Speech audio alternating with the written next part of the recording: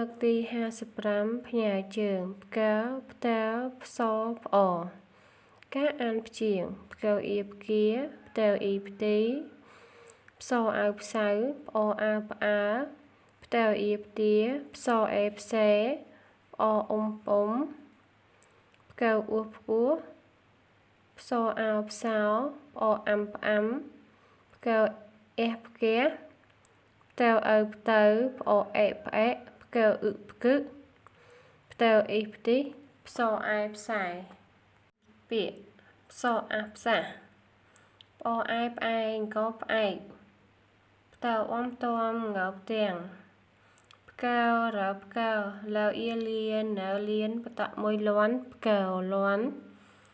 ផ្កើអ៊ូផ្គូផ្កើងើផ្កើងផ្គូផ្កើងផ្សអែផ្សែផ្សអំសំផ្សែផ្សំផ្កើអន្តផ្កើតបតមួយផ្គត់ផ្កើងើផ្កើងបតមួយផ្គង់ផ្គត់ផ្គង់ផ្សអំសំផ្កើផ្គុំផ្សំផ្គុំផ្អអៀផ្អៀងើផ្អៀងផ្អងើផ្អងផ្អៀងផ្អងផ្សអាផ្សាផ្សអាផ្សាផ្សាផ្សាផ្កើអៀផ្គៀមបោកគៀបតមួយផ្គប់កែអ៊ុផ្គុនៅផ្គុនផ្គប់គុនផ្តៅអ៊ីផ្ទីថ្មទីថ្មអានបាមីងផាផ្អៀងផ្អងថ្លឹងផ្អកផ្អាំម្ដាយខំផ្សាយផ្សងប្រាក់ផ្គត់ផ្គង់គ្រួសារផ្កើលន់ក្រឹមក្រឹមផ្ទួនគ្នាសូវដោយក្របទុះអានអត្ថបទខ្លីផ្អកត្រីផ្ទក់មីងផាផ្គត់ផ្គង់គ្រួសារដោយការលក់ដូរនៅផ្សារផ្អាវគាត់លក់ទំនិញ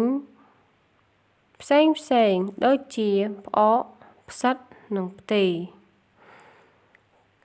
គេផ្អាវឈូឆរទិញផ្អកត្រីផ្ទក់របស់មីងផាផ្អកត្រីផ្ទក់របស់គាត់មិនប្រៃមិនផ្អែមពេកផ្អកត្រីផ្ទក់របស់មីងផាមិនផ្អាប់ទុកយូរផ្អកត្រីផ្ទក់របស់គាត់មិនធំក្លិនផ្អួរថ្ងៃនេះមីងផាផ្អាកលក់ផ្អកនៅផ្សារដោយសារផ្កើលាន់ខ្លាំង